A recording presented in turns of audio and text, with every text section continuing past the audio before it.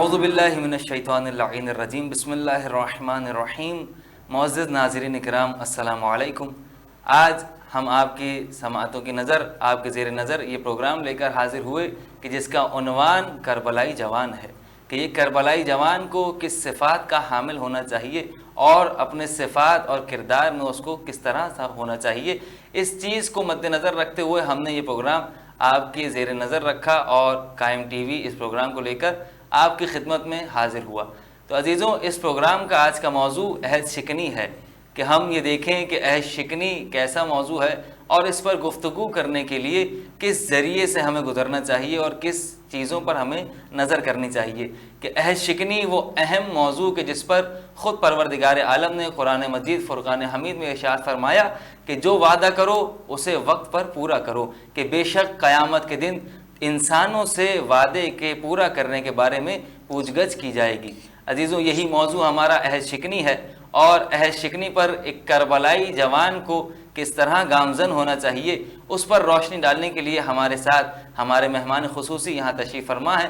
تو مدعو کیا گیا مولانا جواد محمدی کو، آئیے ان سے جانتے ہیں کہ عہد شکنی پر گفتگو کرنے کے لیے قرآن مجید فرقان حمید نے ہماری کس جانب توجہات کو گامزن کیا۔ جی السلام علیکم ورحمۃ اللہ۔ وعلیکم السلام ورحمۃ اللہ۔ تو عزیزان گرامی، آج ہم سوال کریں گے کہ مولانا یہ بتائیے کہ عہد شکنی کی تعریف کیا ہے، کہ عہد شکنی کس موضوع کو کہا جاتا ہے، کہ اصل میں ہوتا کیا ہے؟ اعوذ باللہ، بسم اللہ الرحمن الرحیم، الحمد للہ علیہ والصلاۃ علی علیہ۔ دیکھیں، بہت اہم موضوع پر جو ہے وہ اس پروگرام کا انعقاد کیا گیا ہے۔ عام طور پر جو تاریخی موضوعات ہیں یا تفسیری موضوعات ہیں یا جو فقہی موضوعات ہیں، ان پر بہرحال کہیں نہ کہیں کسی نہ کسی مناسبت سے گفتگو ہو جاتی ہے، لیکن اخلاقی موضوعات، چونکہ اخلاقیات ہمارے معاشرے کا لمیہ یہ ہے کہ اخلاقیات جو ہے وہ عمل نہ کرنے کے لیے ہم سیکھتے ہیں یا عمل نہ کرنے کے لیے سنتے ہیں۔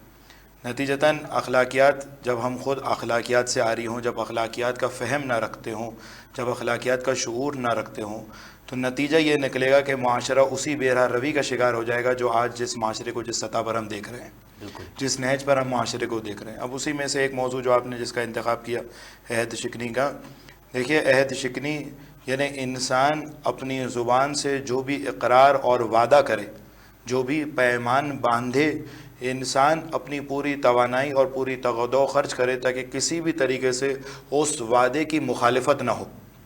اس وعدے کو، خواہ انسان نے، ضروری نہیں ہے کہ ہم کسی بڑے سے وعدے کی بات کر رہے ہیں، ممکن ہے آدمی نے، انسان نے اپنے بچے سے وعدہ کیا ہو کہ بھائی اگر تم جو ہے وہ فلاں کام، اپنی فلاں پڑھائی جو ہے وقت پر کرو گے تو میں تمہیں گھمانے کے لیے لے کے جاؤں گا، مثال کے تمہیں سیاحت کے لیے لے کر جاؤں گا، تمہیں جو ہے وہ باہر سے کوئی چیز دلا دوں گا۔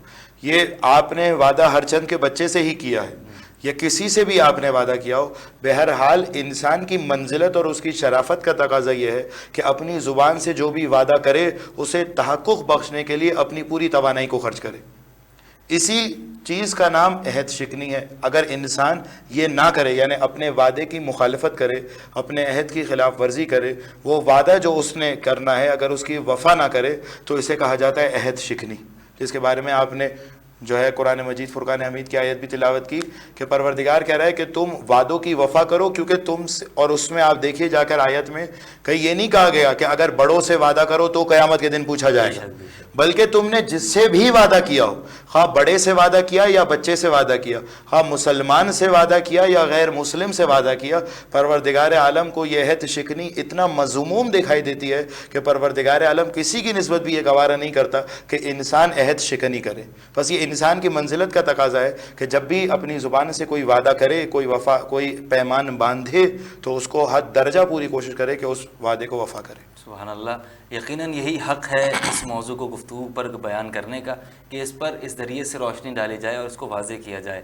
مولانا، ایک اور سوال کہ جو میرے ذہن میں موجود ہے کہ عہد شکنی، جیسا کہ آپ نے بھی بیان فرمایا کہ قرآن نے اس جانب متوجہ کیا، وہ شریعت کے جہاں رسول اسلام نے ایک ایک حکم کی جانب انسانوں کو متوجہ کیا اور انسانیت کے شانے کو جھنجھوڑا کہ انسان متوجہ ہو اور پہچانے، تو وہ رسول کے جن پر قرآن نازل ہوا، اس قرآن میں اس وعدے پر اور وعدے کے وفا کرنے پر کس طریقے سے روشنی ڈالی گئی، اس کو ذرا بیان کیجیے۔ دیکھیں، قرآن مجید فرقان حمید میں عجیب بات یہ ہے کہ قرآن مجید جو 6000 اور 600 کچھ آیتوں پر مشتمل ہے، آپ جا کر دیکھ لیجئے کہ ہر آیت کا موضوع نیا نہیں ہے. ایسے ایک ہی آیت ہے سورہ مبارک رحمان کی، فَبِأَيِّ آلَاءِ رَبِّكُمَا تُكَذِّبَانِ، یہی ایک ہی عنوان، یہ ایک ہی موضوع کتنی کثرت سے تکرار ہوا، نعمتوں کی شمارش کتنی کثرت سے کروائی گئی.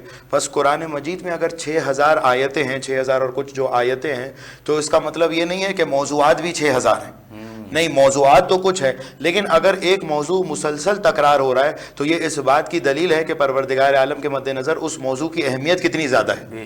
اب قرآن مجید میں آپ کو وفائے عہد کرنے کا، یعنی اپنے وعدے کو پورا کرنے کا، عہد شکنی نہ کرنے کا، یہ موضوع آپ کو صرف ایک مقام پر دکھائی نہیں دے گا، بلکہ آپ جا کر دیکھ لیجئے قرآن مجید میں بارہا اور متعدد مقام پر اس موضوع کو الگ الگ انداز سے بیان کیا ہے اور اس موضوع کی اہمیت پر روشنی ڈالی گئی ہے. اب سورہ مبارکہ مومنون اور سورہ مبارکہ معارج دونوں میں یہ آیت درج ہے، والذین اعوذ باللہ والذین ہم لاماناتہم وعہدہم راعون.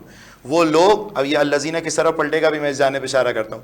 والذین، وہ افراد جو اپنی امانتوں کو ادا کرتے ہیں اور اپنے وعدے کے ساتھ وفا کرتے ہیں اور اپنے وعدے کی رعایت کرتے ہیں، پورا کرنے کی کوشش کرتے ہیں. اب یہ الذین سورہ مبارکہ مومنون میں پروردگار عالم نے مومنین کی صفت کے طور پہ اسے بیان کیا، یعنی مومنین وہ افراد ہوتے ہیں جو اپنے وعدے کو وفا کرتے ہیں. دوسرے لفظوں میں پروردگار یہ کہنا چاہ رہے ہیں کہ انسان اس وقت تک مقام ایمان تک، منزلت ایمان تک نہیں پہنچ سکتا جب تک اس کے اندر وعدہ وفا کرنے کی صفت نہ پائی جائے. سبحان اللہ. یہ سورہ مبارکہ مومنون. اور سورہ مبارکہ معارج میں آپ آ کر دیکھیے تو وہاں پر آپ کو مسلین کی، یعنی نماز گزاروں کی، یعنی صلاۃ پڑھنے والوں کی، یعنی پروردگار عالم کے سامنے خشوع اور خضوع کرنے والوں کے ذیل میں اس صفت کو دکھائی دیا جائے گا. یعنی مسلین، جب پروردگار عالم نے مسلین کی ڈیفینیشن کی ہے، نماز گزاروں کی ڈیفینیشن کی ہے، تو اس ذیل میں اس صفت کو بیان کیا ہے کہ مسلین وہ ہوتے ہیں کہ جو امانتوں کو ادا کرتے ہیں اور وعدے کو وفا کرتے ہیں. تو اس سے وعدے کو وفا کرنے کی اہمیت کتنی اجاگر ہو جاتی ہے. اب میں آپ کے سوال ہی کے ذیل میں اس واقعے کا بھی ایک سہارا لوں گا اختصار کے ساتھ. آپ دیکھیے کہ تاریخ کے اوراق میں یہ واقعہ درج ہے کہ انسان اگر ان اخلاقی خصلتوں کو، ان عادات کو اپنائے تو کیسے ممکن ہے کہ اپنے سامنے والے کو انسان متاثر کیے بغیر چھوڑے. حجاج یوسف، آپ نے سنا ہے نا، مصائب میں اور مظالم میں جتنا صفاق انسان، فاجر انسان تھا، اس کے کیا کیا جو ہے وہ مظالم کی تاریخ جو ہے وہ اس کے کارناموں سے سیاہ ہے. آپ جا کر دیکھیے کہ ایک مرتبہ اس نے، ایک گروہ آیا، اپنے سپاہیوں کو حکم دیا کہ تم ان سب کو قتل کر دو. اب سب کو قتل کیا جانے لگا تو ایک شخص جو ہے وہ بچ گیا، یعنی ایک شخص ایسے بچ گیا کہ سب کو قتل کیا جانے لگا مسلسل لگاتار. لیکن جب آخری شخص کی باری آئی تو مؤذن نے تکبیر کی صدا بلند کی، جس پر حجاج نے اپنے سپاہی سے کہا کہ چونکہ اذان ہو گئی ہے لہٰذا میں اس قیدی کو، اس اسیر کو تمہاری تحویل میں دیتا ہوں اور تم اسے لے جاؤ، لیکن کل علی الصبح تم اسے واپس لے آنا. کل جیسے ہی صبح نمودار ہو تم اسے واپس لے آنا. اب وہ سپاہی اسے لے کر چلا. اب جیسے ہی وہ دارالامارہ سے قصر سے جب باہر آیا تو ایک مرتبہ اس قیدی نے اس سپاہی سے کہا کہ یقین جان کہ اس حجاج نے، اس ظالم نے بغیر کسی گناہ کے، بغیر کسی مخالفت کے، بغیر کسی جرم کے مجھے اسیر کیا، اور مجھے اگر کسی سے امید ہے تو وہ صرف اور صرف پروردگار عالم کی رحمت سے امید ہے. لیکن میں تجھ سے ایک تمنا کرتا ہوں کہ تو مجھے اجازت دے دے کہ آج کی رات، جو میری آخری مہلت ہے، آخری رات ہے، میں اپنے گھر چلا جاؤں، اپنی بیوی بچوں سے، اپنے اہل و عیال سے وداع کر لوں، اپنی وصیتیں منتقل کر لوں اور اپنی جو امانتیں ہیں، جو حقوق ہیں میرے ذمہ، وہ اس سے ادا کر لوں. اب یہ تو کیسا وہ ہے کہ پنجرے سے اگر کوئی پرندہ چلا جائے تو واپس پلٹ کر تو نہیں آتا. تو اب اس سپاہی نے تذبذب میں مبتلا ہوا، مضطرب ہوا، سمجھ نہیں آیا کہ کیا کرے. بہرحال اس نے اسے اجازت دے دی اور اس نے کہا، جاتے سے پہلے کہا کہ میں تجھ سے وعدہ کر رہا ہوں کہ صبح نمودار ہوتے ہی میں واپس آ جاؤں گا اور اپنے وعدے پر میں پروردگار عالم کو گواہ قرار دے رہا ہوں. اللہ اکبر. اپنے وعدے پر میں پروردگار عالم کو گواہ قرار دے رہا ہوں. اب گیا. اب وہ جو سپاہی تھا وہ پریشان، مضطرب کہ بھائی میں نے فیصلہ غلط تو نہیں کر لیا، اور آنکھوں کے سامنے مسلسل جو ہے وہ حجاج یوسفی کا جو ہے وہ، حجاج ابن یوسف کا جو ہے وہ غیظ و غضب اس کے سامنے پھر رہا ہے کہ میرے ساتھ کیا انتقام لیا جائے گا، کیا سزا ملے گی مجھے. صبح نمودار، نتیجتاً وہ پوری رات بھی سویا نہیں. صبح نمودار ہوئی، وہ واپس آ گئے. اب واپس آیا تو یہ خود پریشان کہ یہ تعجب کر رہا ہے کہ یہ واپس کیسے آ گیا. میں تو یہ سوچ رہا تھا کہ یہ واپس نہیں آئے گا. اب یہ واپس آیا اور اس نے کہا کہ میں نے تم سے نہیں کہا تھا کہ میں نے اپنے وعدے پر پروردگار عالم کو گواہ قرار دیا ہے, اور مجھے امید اور اطمینان صرف اور صرف پروردگار عالم کی رحمت ہی پر ہے. اب وہ واپس آیا. اب وہ سپاہی اسے دوبارہ اسیر کر کے دائر الامارہ لے کر گیا. حجاج کو یہ سارا واقعہ بیان کیا. حجاج اتنا متاثر ہوا اس کی اس اخلاقی خصلت سے, اخلاقی عادت سے, اس قدر متاثر ہوا اس وعدہ وفا کرنے سے کہ اس نے اس قیدی کو, سپاہی کو بخش دیا, اور سپاہی نے بھی اسے کمال احترام کے ساتھ آزاد کر دیا. سبحان اللہ. اب ایک کتنی یہ جسے کہتے ہیں کہ ہم اپنی عادی روزمرہ کی زندگی میں کس قدر نظر انداز کرتے ہیں, بہت معمولی سمجھتے ہیں, اتنا معمولی سمجھتے ہیں, لیکن یہی خصلت نے اسے کہاں سے کہاں پہنچا دیا. اس ظالم بادشاہ کے دل میں بھی بہرحال ایک انقلاب ایجاد کر دیا اس ایک اخلاقی خصلت کے ذریعے سے. بہت بہت شکریہ, بہت ماشاءاللہ. اس پر اثر اور پر رونق گفتگو سے ہم نے اس چیز کو محسوس کیا کہ کس طرح ایک وعدہ نبھانے والا انسان کتنا معتبر ہو جاتا ہے اور کتنا محترم ہو جاتا ہے کہ دشمن بھی اس پر رحم کرتے ہیں. بس عزیزوں, اسی معروضات کے ساتھ دوبارہ آپ کی خدمت میں پیش ہوتے ہیں. ہم یہاں ایک چھوٹا سا وقفہ لیں گے.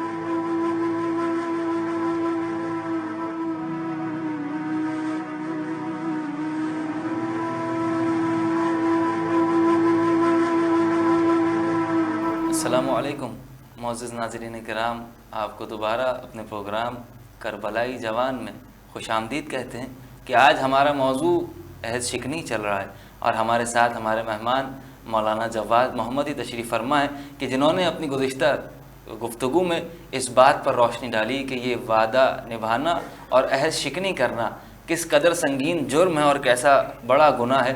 اور وعدہ نبھانا جیسے ہم آج کل اپنی نارمل زندگی میں بہت معمولی بات سمجھتے ہیں, ایک وعدے کو کرنا اور اسے بھول جانا, لیکن اس وعدے کے نبھانے پر کس طرح انسان کی عظمتیں بلند ہوتی ہیں اور اس کی مشکلات آسان ہوتی ہیں. مولانا نے ایک واقعے کے ذیل میں اس بات کی طرف بھی روشنی ڈالی. لیکن آئیے آج ہم ان سے یہ بھی جانیں کہ کیا وعدہ نبھانا, کیونکہ شریعت اسلام دین ہمیں یہ تربیت دیتا ہے کہ جو وعدہ کرو اسے پورا کرو. ہمارے رسول نے بھی ہمیں یہ تربیت دی کہ اپنے وعدے پر پورا اترنا, کہ وہ رسول کہ جو اگر کسی بے زبان جانور سے بھی کوئی وعدہ کر لیں تو اسے پورا کریں. کہ آپ کی سیرت میں دیکھا جائے تو نظر آتا ہے کہ امام رضا علیہ السلام کا زمانہ ہے کہ اس زمانے میں کہ ایک ہرنی سے وعدہ لیا اور اس وعدے کو بھی وفا کیا. یقیناً مولانا تشریف فرما اس بات کی جانب بھی آتے ہیں یقیناً, لیکن اس سے پہلے یہ جانتے چلیں کہ کیا وعدہ نبھانا انسانیت میں صرف مسلمانوں سے مخصوص ہے؟ جی مولانا, اس پر بیان کیجیے گا. جی دیکھیں, میں نے ابتدائیہ میں بھی اس بات کو بیان کیا کہ بعض صفات انسان کے اندر اس انداز سے ہے کہ خود وہ انسان کی منزلت, وہ مقام, وہ رفعت, وہ عظمت جو پروردگار عالم نے انسان کو عطا کی ہے, اور وہ عظمت کا صرف عکس العمل, صرف ایک عکس العمل یہ ہے کہ وہ سجدہ جسے پروردگار عالم نے صرف اپنی ذات سے مخصوص کیا, لیکن انسان کو کیا با منزلت, کیا با عظمت بنایا کہ ملائکہ سے کہا کہ تم انسانوں کو بھی سجدہ کرو, تم آدم کو سجدہ کرو.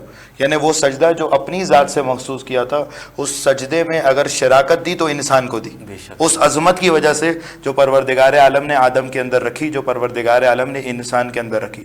اب اس عظمت کا تقاضا یہ ہے کہ انسان جب بھی کسی سے وعدہ کرے, فرق نہیں پڑتا کہ آپ کے سامنے کون ہو, بلکہ چونکہ آپ نے اپنی زبان سے ایک بات کہہ دی ہے, ایک قول کہہ دیا ہے, ایک بات کا اقرار کر دیا ہے, پیمان باندھ دیا ہے, تو اب فرق نہیں پڑتا کہ سامنے مسلمان ہے یا سامنے کافر ہے, سامنے مومن ہے یا سامنے فاجر ہے, اس سے فرق نہیں پڑتا.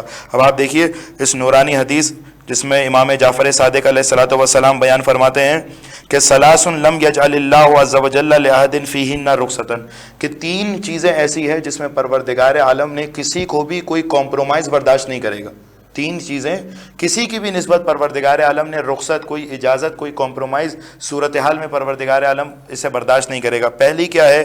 اداء الامانت الی البر والفاجر۔ سب سے پہلی بات یہ کہ امانت کو ادا کرے، فرق نہیں پڑتا کہ وہ امانت کسی نیکوکار کی ہو یا امانت کسی گنہگار کی ہو۔ اللہ اکبر۔ آپ دیکھیے شب ہجرت، مطلب یہ تو واقعہ ممبروں سے اس قدر بیان کیا جاتا ہے، منقبتوں کی زینت بنتا ہے کہ شب ہجرت جب رسول اللہ مکے سے ہجرت کرنے لگے اور اپنی امانتیں جو امیر کائنات کے سپرد کی ہیں، تو وہ امانتیں مسلمانوں کی امانتیں نہ تھیں، وہ امانتیں ان افراد کی تو نہیں تھی کہ جو رسول کی رسالت کا اقرار کرتے تھے، پروردگار عالم کی توحید کا اقرار کرتے تھے، بلکہ ان کی امانتیں تھیں جنہوں نے کبھی رسول کو الگ الگ انداز سے مشقتیں پہنچائی، الگ الگ انداز سے مصیبتیں پہنچائی، کبھی پتھر پھینک رہے ہیں، کبھی غلاظتیں پھینک رہے ہیں، کبھی مختلف قسم کے افتراء اور تہمتیں باندھ رہے ہیں، ان افراد کی امانتیں تھیں۔ تو وہی سوال یہ ہے میرے رسول سے کیا جائے کہ رسول اللہ یہ امانتیں جو آپ امیر کائنات کو بستر رسول پر اس شب ہجرت کے اس ایک پرآشوب شب میں، رات میں جب کفار تلواریں کھینچ کر کھڑے ہوئے ہیں، آپ جب یہ کر رہے ہیں یہ، تو وہ امانتیں تو مسلمانوں کی نہیں ہیں۔ بے شک بے شک ایسا ہی۔ تو میرا رسول کیا کہہ رہا ہے کہ پروردگار عالم نے کسی کو بھی اجازت نہیں دی، فرق نہیں پڑتا کہ وہ امانت نیکوکار کی ہو، مومن کی ہو یا فاجر کی ہو، یہ پہلی۔ دوسرا والوفاء بالعہد بالبر والفاجر، دوسرا یہ ہے کہ انسان عہد کو وفا کرے، وعدے کو وفا کرے، فرق نہیں پڑتا کہ اس میں جس کے ساتھ وعدے کو وفا کیا جا رہا ہے وہ سامنے والا نیکوکار ہے یا سامنے والا گنہگار ہے۔ اور تیسری بات وبر الوالدین برین کانا اور وفاجرین، اور تیسری بات یہ کہ جس میں پروردگار عالم نے کوئی کمپرومائز، کوئی اجازت نہیں دی، وہ یہ کہ اپنے والدین کے ساتھ نیکی کرنا، والدین کے ساتھ بھلائی اور محبت سے پیش آنا، فرق نہیں پڑتا کہ وہ والدین جو ہیں وہ نیکوکار ہوں یا والدین جو ہیں وہ گنہگار ہوں۔ تو اسلام صرف ایسا دین نہیں ہے جو صرف مسلمانوں کے حقوق کی پاسداری کر رہا ہے، سبحان اللہ، بلکہ اسلام ایک ایسا دین ہے جس کے اندر اتنی وسعت پائی جاتی ہے، اتنی گنجائش پائی جاتی ہے کہ اسلام پورے عالم انسانیت کے لیے ہدایت دے رہا ہے، پورے عالم انسانیت کے لیے ایک نوید سنا رہا ہے، اور یہ بتا رہا ہے مسلمانوں کو کہ مسلمانوں تم پر صرف مسلمانوں کی امانت اور وعدہ وفا کرنا واجب نہیں ہے، بلکہ تم پر غیر مسلمانوں کی ساتھ بھی جو وعدہ کیا ہے اسے وفا کرنا بھی واجب ہے۔ سبحان اللہ سبحان اللہ۔ یقیناً اس گفتگو سے ہمیں یہ نظر آتا ہے کہ شریعت نے اور دین نے اور رسالت پناہ کی اس سلسلے کی کڑی نے ہر کڑی نے کس ذریعے سے ہمیں وعدہ نبھانے کی جانب متوجہ کیا، کہ ہمارے شانے کو ہلا کر اس بات کو سمجھایا جا رہا ہے کہ باقاعدہ یقیناً جس طرح آپ نے ارشاد فرمایا۔ لیکن آئیے یہ بھی جانتے ہیں کہ روزمرہ کی وہ زندگی کہ جس میں ہم کسی وعدے کو بہت ادنا سمجھتے ہیں، کوئی بہت چھوٹا سمجھتے ہیں، اور بہت سارے ہمارے ایسے وعدے بھی ہیں جنہیں ہم کر کے بھول جاتے ہیں یا ٹھکرا دیتے ہیں۔ کبھی کبھار کوئی ایسا وعدہ بھی بچوں سے ہو جاتا ہے یا بزرگوں سے ہو جاتا ہے کہ جس وعدے کو کرنے کے بعد ہم اپنے آپ کو مجبور سمجھ لیتے ہیں کہ ہم پھنس گئے یا ہمارے لیے کوئی پریشانی کا سامنا ہو سکتا ہے، ایسے وعدے بھی ہم سے ہو جاتے ہیں۔ تو آپ ذرا اس بات کی جانب روشنی ڈالیے کہ انسان اپنی معمولاً زندگی میں، اپنی روزمرہ کی زندگی میں جس طرح انسان بہت سارے وعدے کر کے پچھتاتا ہے، پشیمان ہوتا ہے کہ جن کو پورا نہیں کیا گیا، جب ان وعدوں پر وہ پچھتا رہا ہے، اس کو پریشانی کا سامنا ہو رہا ہے۔ بہت سے ایسے وعدے جو اپنے بچوں سے کیے گئے، بہت سے ایسے وعدے جو اپنے بزرگوں سے کیے جاتے ہیں لیکن ان کو پورا نہیں کیا جاتا، انسان اس پر پشیمان بھی ہوتا ہے، شرمندہ بھی انسان کو ہونا پڑتا ہے، اور پریشانی کا سامنا بھی یقیناً ان وعدوں کی وجہ سے کرنا پڑتا ہے۔ اس بات کے اوپر روشنی ڈالیے کہ انسان کو کس طریقے کے وعدے کرنے چاہیے کہ جن کی وجہ سے نہ اس کو کسی پشیمانی کا سامنا ہو، نہ ہی پریشانی کا سامنا ہو۔ جی دیکھیں، یہ بات اظہر من الشمس ہے کہ بہرحال مختلف واقعات اور حادثات جو انسان کی زندگی میں رونما ہو رہے ہوتے ہیں، وہ انسان کے دل پر، انسان کی نفسیات پر مختلف انداز سے تاثیرات اور اثرات مرتب کرتے ہیں۔ بالکل۔ جب آدمی اپنے دل میں کسی مصیبت کو، کسی پریشانی کو محسوس کرتا ہے تو دل میں ایک تنگی ایجاد ہوتی ہے، ایک سختی اور ایک دباؤ ایجاد ہوتا ہے، اور اس کے برعکس جب کوئی نعمت ملتی ہے، جب کوئی خوشحالی ملتی ہے، جب کوئی سرور کا موقع ہوتا ہے تو انسان اپنے دل میں ایک فراخی، ایک انبساط کی کیفیت بھی محسوس کرتا ہے۔ اب یہیں پر ہی شریعت مقدسہ نے ہماری رہنمائی کی ہے اور کہا ہے کہ جب تمہارے دل میں کوئی دباؤ اور پریشانی ہو تو تم اس وقت فیصلے مت کرنا، اس لیے کہ وہ جو فیصلے تم نے کیے ہوں گے وہ زمینی حقائق کو نظر انداز کرتے ہوئے کہے ہوں گے، وہ تم نے اپنے دل کے دباؤ کے نتیجے میں فیصلے کیے ہوں گے۔ اگر ایسے فیصلے کر لیے تو بعد میں جب وہ دباؤ ختم ہوگا، جب وہ فضا چھٹے گی تو تمہیں اپنے ہی فیصلے پر پشیمان ہونا پڑے گا۔ بالکل۔ اسی لیے صرف میں اشارہ کرتے چلا جاؤں، آپ دیکھیے کہ غصے میں طلاق کو متحقق نہیں کیا گیا، غصے میں طلاق کو اعتبار نہیں دیا گیا۔ کیوں طلاق کو اعتبار نہیں دیا گیا؟ اس لیے کیونکہ آدمی جب غصے میں جو طلاق دے رہا ہے وہ در حقیقت زمینی حقائق کو مد نظر رکھتے ہوئے طلاق نہیں دے رہا، بلکہ اپنے غصے کی کیفیت کے نتیجے میں، اس دباؤ کے نتیجے میں طلاق دے رہا ہے۔ لہٰذا شریعت مقدسہ نے اس فیصلے کو کل عدم قرار دیا۔ اور اسی کی نسبت جب تم بہت خوشحال ہو، جب تم بہت مسرور ہو، جب تمہیں کوئی نعمت ملے، کوئی خوشحالی ملے، تو اس وقت بھی کہا گیا کہ تم کوئی وعدے مت کر دینا، اس لیے کیونکہ اس وقت جو تم وعدے کرو گے در حقیقت وہ اپنی خوشحالی کی اس فضا میں، اس سرور کی فضا کی وجہ سے ایسے وعدے کر دو گے کہ جب وہ فضا چھٹے گی تو تم خود ان وعدے پر پشیمان ہوگے اور ان وعدوں کو متحقق نہیں کر سکو گے۔ آپ دیکھیے کہ کتنی مرتبہ آپ کے ساتھ ہوا ہوگا، دیکھا ہوگا آپ نے، وہ یہ کہ کسی صاحب کو جو ہے وہ پتہ چل جائے کہ بھائی ان کا لکی ڈرا جو ہے، بانڈ جو ہے وہ پرائز بانڈ، اس میں نمبر آ گیا ہے، 1 کروڑ روپے کا انعام انہیں ملے گا۔ مثال کے طور پہ، ایک لطف سے خالی مثال نہیں ہے یہ، کہ پرائز بانڈ جو ہے وہ کھلے گا اور 1 کروڑ روپے کا انعام ملے گا۔ اب جیسے ہی انہیں پتہ چلا کہ بھائی میرا پرائز بانڈ میں میرا نمبر آ گیا، 1 کروڑ کا مجھے انعام ملے گا، تو وہ فوراً سب کو وعدے کر دیں گے کہ بھائی جیسے ہی مجھے ملے گا میں 5 لاکھ روپے آپ کو دے دوں گا، 2 لاکھ روپے آپ کو دے دوں گا۔ لیکن جیسے ہی فوراً وہ پرائز بانڈ کی رقم ملی تو اب پشیمان ہونے لگے کہ بھائی یہ کیسا وعدہ کر لیا، یہ تو غلط وعدہ ہو گیا، اس وعدے کو تو متحقق ہی نہیں کیا جا سکتا۔ تو آدمی نے ایسا وعدہ ہی کیوں کیا کہ اسے اپنا وقار مجروح کرنا پڑے؟ آدمی نے ایسی بات ہی کیوں کہی کہ جس کے نتیجے میں معاشرے میں اس کا اعتبار پر جو ہے وہ خدشہ ایجاد ہو؟ تو انسان کو چاہیے، اب یہ دیکھیے امیر المومنین امام المتقین حضرت علی علیہ الصلوۃ والسلام کی کیا خوبصورت حدیث ہے، جس میں مولا بیان فرما رہے ہیں کہ لا تعدن عدتن لا تسق من نفسک بانجازها، کہ تم کوئی ایسا وعدہ نہ کرو کہ جسے تم خود پورا کرنے کی، جس وعدے کو تم پورا کرنے کی جو ہے وہ قدرت نہ رکھتے ہو، تم ایسا وعدہ نہ کرو۔ حقیقت ہے ماشاءاللہ۔ یقیناً آپ نے معصومین کے فرمان کے زیر نظر اس گفتگو کو بیان کیا، اور ہم یقیناً اس سبق آموز گفتگو سے بہت کچھ سیکھنے کے لیے یہاں پر آپ حضرات کی بارگاہ میں تشریف فرمائیں۔ اور عزیزوں، بس یہی معروضات ہمارے آپ حضرات کی حد تک رہے۔ اسی معروضات کے ساتھ دوبارہ آپ کی خدمت میں پیش ہوتے ہیں۔ ہم یہاں ایک چھوٹا سا وقفہ لیں گے۔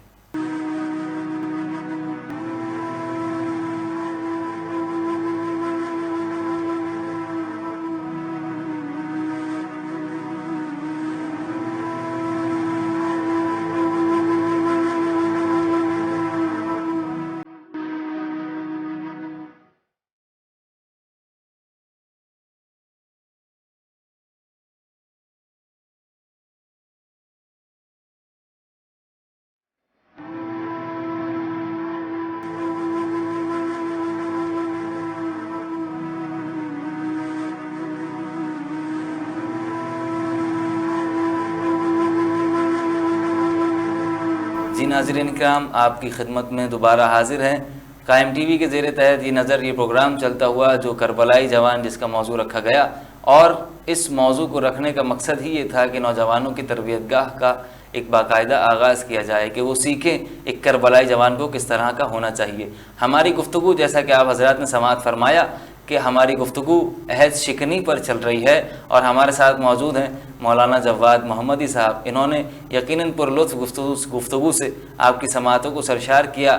آئیے ان سے اسی موضوع پر ایک اور سوال کی جانب چلتے ہیں کہ مولانا ذرا اس بات کی جانب نظر کیجیے گا کہ انسان جب وعدہ کرے تو اس وعدے کی کس طریقے سے اس کو پذیرائی کرے، اور کس طریقے سے وعدے کا ایک ٹیمپریچر دیکھے کہ کس طرح کا وعدہ ہو، کس نوعیت کا وعدہ ہو۔ کیا وعدہ صرف زبانی ایک کلمے کو کہا جاتا ہے، یا دل اور دماغ سے بھی اس کا کوئی تعلق ہوتا ہے؟ دیکھیے، اسلام نے قرآن مجید فرقان حمید کے ذریعے سے ایک ایسا منشور دے دیا ہے جو صرف آج سے 1400 سال پہلے والے انسانوں کے لیے ہدایت کی کتاب نہیں ہے، بلکہ 1400 سال بعد والے، بلکہ تا قیامت آنے والے انسان، ہر قسم کے انسانوں کے لیے ہدایت کی کتاب ہے۔ اب جب اسلام نے ایک ایسی ہدایت کی ایک بڑی کتاب ایک منشور کے طور پر تمام انسانیت کے لیے پیش کیا ہے تو اس کے مفاہیم میں بھی وسعت پائی جاتی ہے، گنجائش پائی جاتی ہے۔ جب مفاہیم میں وسعت پائی جاتی ہے تو نتیجتاً مصادیق میں کثرت کی بھی قابلیت ایجاد ہو جائے گی، کیونکہ مفہوم میں وسعت پائی جاتی ہے۔ اب عام طور پر جب بھی آپ اخلاقیات کی کوئی بھی کتاب اٹھا کر دیکھ لیجئے یا ایتھکس کی کوئی بھی کتاب اٹھا کر دیکھ لیجئے، تو جب بھی عہد شکنی کی بات کی جائے گی، جب بھی پیمان شکنی کی بات کی جائے گی، تو سب سے پہلا تصور جو ذہن میں آتا ہے وہ وہی پیمان ہے جو زبان سے ادا کیا جائے۔ بے شک ہے یا نہیں ہے؟ جب بھی وعدہ خلافی کی بات کی جائے تو کون سا وعدہ ذہن میں آتا ہے؟ وہ وعدہ ذہن میں آتا ہے کہ جو انسان نے زبان سے کیا، ہر چند کے یہ اس کی رعایت کرنا، اس کی احتیاط برتنا، اس کو وفا کرنا واجب ہے، ضروری ہے، اس کی میں بات نہیں کر رہا ہوں، اس کی نفی نہیں کر رہا ہوں۔ لیکن بہرحال جب اسلام نے یہ بات کہی ہے کہ وعدے کی رعایت کرنی چاہیے تو اس وعدے سے صرف زبانی وعدہ مراد نہیں ہے۔ عام طور پر تمام اخلاقیات والوں کو، تمام ایتھکس والوں کو، تمام مصنفین کو وہ وعدے تو یاد رہے کہ جو انسان اپنی زبان سے کرتا ہے، لیکن وہ وعدے بھول گئے جو انسان نے اپنے وجود سے یوم الست کے دن کیا تھا۔ وہ وعدہ جو انسان نے یوم الست کے دن پروردگار عالم سے کیا، جب پروردگار عالم نے سامنے سب مخاطبین سے پوچھا کہ الستو بربکم، کہ کیا میں تمہارا پروردگار نہیں ہوں؟ یعنی بہرحال انسان اپنی سرشت میں اپنی فطرت کے مطابق ایک ایسا وعدہ کر آیا ہے جو اس نے مخلوقات سے نہیں کیا بلکہ خالق سے کیا ہے، اور اپنی زبان سے صرف نہیں کیا بلکہ اپنے پورے وجود سے کیا ہے۔ تو بھئی جب پورے وجود سے کیا ہے تو لا محالہ طور پر اب وعدہ کا جو وفا کرے گا وہ بھی پورا وجود کرے گا۔ اب کان بھی اس وعدے کی وفا کریں گے، اب آنکھیں بھی اس وعدے کی وفا کریں گے، اب زبان بھی اس وعدے کی وفا کریں گے، اب میری معیشت بھی، میرا رزق بھی اس وعدے کی وفا کرنی چاہیے۔ اب پورا وجود انسان کو اپنی اس فطرت کے مطابق پلٹانا پڑے گا جس فطرت کے مطابق پروردگار عالم نے انسان کو خلق کیا ہے، اور وہی توحیدی پیمان، وہی دین کا پیمان۔ اور اگر انسان اس دین کے پیمان کی رعایت کرے، اس دین کے کیے ہوئے دین سے کیے ہوئے وعدے کی رعایت کرے، تو کیسے ممکن ہے کہ انسان اس وعدے پروردگار عالم اس وعدہ کرنے والے کو بھلا دے؟ کیسے ممکن ہے کہ پروردگار عالم دستگیری نہ کرے؟ بھائی آپ دیکھیے کتنی ایک جیسے ایک تاریخی حقیقت ہے لیکن واقعاً آنکھوں کو کھول دینے والی، ایک جسے کہتے ہیں ذہن کو جھنجھوڑ دینے والی حقیقت ہے۔ 2 صفحے تاریخ میں آپ کے سامنے رکھتا ہوں۔ بھئی 61 ہجری میں 72 افراد قتل کر دیے گئے، اور اسی کے اگلے سال 4000 جناب سلیمان بن سورد خزائی رسول کے صحابی ہیں، ان کی رکاب میں 4000 لوگ قتل کر دیے گئے۔ یہ بھی 4000 قتل کر دیے گئے، وہ 72 بھی قتل کر دیے گئے۔ یہ بھی یزید کے مقابلے میں انہوں نے قیام کیا، اور ان 72 نے بھی یزید کے مقابل میں قیام کیا۔ یہ بھی لا الہ الا اللہ پڑھنے والے تھے، وہ بھی لا الہ الا اللہ پڑھنے والے تھے۔ لیکن عجیب بات یہ ہے کہ وہ جو 72 جو لا الہ الا اللہ پڑھنے والے تھے، انہوں نے ایک تاریخ رقم کر دی، اور وہ جو 4000 سلیمان بن سورد خزائی کا لشکر تھا وہ تاریخ میں گم ہو گئے۔ انہوں نے تاریخ رقم کر دی جبکہ وہ بھی یزید کے مقابلے میں تھے، انہوں نے یہ تاریخ میں محو ہو گئے، غرق ہو گئے، جبکہ یہ بھی یزید کے مقابلے میں تھے۔ فرق کیا تھا؟ فرق یہ تھا کہ حسین ابن علی نے جو اللہ سے وعدہ کیا تھا اسے وفا کیا۔ تو پروردگار عالم نے تاریخ کے دارے جس قدر مخالف رہے، جتنی بھی حکومتیں مخالف رہی، جتنے بھی قلم مخالف رہے، جتنے بھی علماء اور مفتیان مخالف رہے، لیکن پروردگار عالم نے حسین کو آج تک تابناک ستارہ بنا دی۔ جبکہ اس کی نسبت جب سلیمان بن سورد خزائی کی بات کی جائے تو سلیمان بن سورد خزائی نے وہ وعدہ جو اس نے اپنے امام سے کیا تھا اس کی مخالفت کی۔ جب اس سے وفا نہیں کی اس وعدے سے تو نتیجتاً سلیمان آج تاریخ میں محو ہو گئے۔ تو اب دیکھیے کہ وعدہ وفا کرنے والے اقلیت میں تھے لیکن آج تک زندہ ہیں، جبکہ وعدے کی مخالفت کرنے والے اکثریت میں تھے لیکن آج وہ محو ہو گئے۔ تو کیا ہے کہ انسان زبان سے جو وعدہ کرے اس کی رعایت ضروری ہے، اس کی نفی نہیں ہو رہی، لیکن اس سے بڑھ کر انسان نے ایک اپنے وجود سے بھی وعدہ کیا ہے، اور یہ وہی وعدہ ہے جس کو سورہ مبارک اعراف میں پروردگار عالم بیان کر رہا ہے کہ الستو بربکم، کہ کیا میں تمہارا پروردگار نہیں ہوں؟ کیا میں تمہارا پالنے والا نہیں ہوں؟ کیا میں تمہیں رشد، تمہیں حیات، تمہیں زندگی دینے والا نہیں ہوں؟ تو ایک وعدہ انسان نے اس ذات سے بھی کیا ہے، اور انسان کو چاہیے کہ جس طریقے سے مخلوقات سے کیے ہوئے وعدے کی رعایت کرتا ہے اس سے کئی درجہ زیادہ اہمیت کو مد نظر رکھتے ہوئے خالق سے کیے ہوئے وعدے کی رعایت کرے۔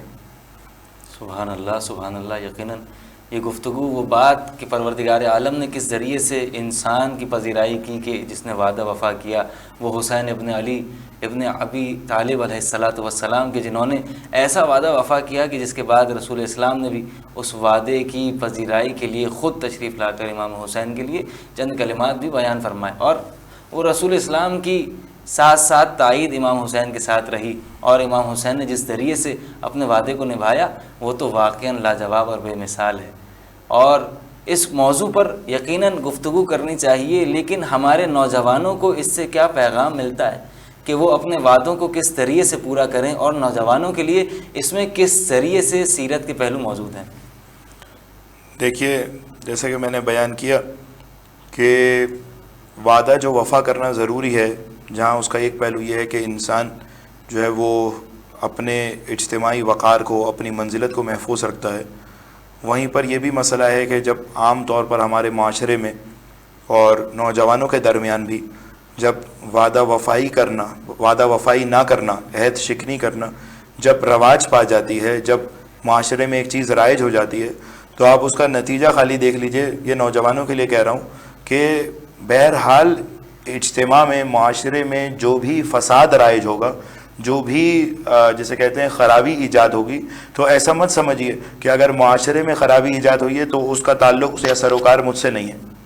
دیکھیے، اگر آپ کے اطراف میں خدا نخواستہ کہیں آگ لگ جائے تو آپ گھر میں بیٹھے رہیں کہ بھائی ان پڑوسی کی آگ لگی ہے، اس سے تو میرا کوئی سروکار نہیں ہے، تو یہ آپ کی بھول ہے، یہ آپ کا وہم ہے، اس لیے کیونکہ وہ آگ جو پڑوسی کے گھر میں لگی ہے بہرحال وہ سرایت کر کے آپ کے گھر تک بھی پہنچے گی۔ وہ فساد، وہ خرابی، وہ برائی، وہ مصیبت جو آج معاشرے میں کسی اور کے ساتھ درگیر ہوئی ہے، کسی اور کو اپنے تسلط میں لیے ہوئے ہے، کسی اور کا احاطہ کیے ہوئے، کل وہ آپ کا بھی احاطہ کرے گی۔ اب آپ دیکھیے، یہ جو عہد شکنی کا جو رواج ایک آ گیا ہے، نتیجتاً معاشرے میں لوگ قرض نہیں دیتے۔ کیوں قرض نہیں دیتے؟ کوئی سود پر، باج پر قرض دے وہ الگ بات ہے، لیکن قرض الحسنہ ختم ہو گیا۔ کیوں قرض ختم ہو گیا؟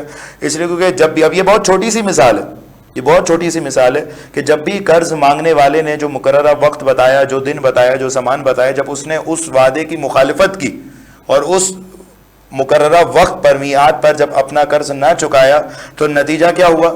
اب آئندہ قرض دینے والا بھی قرض نہیں دے رہا۔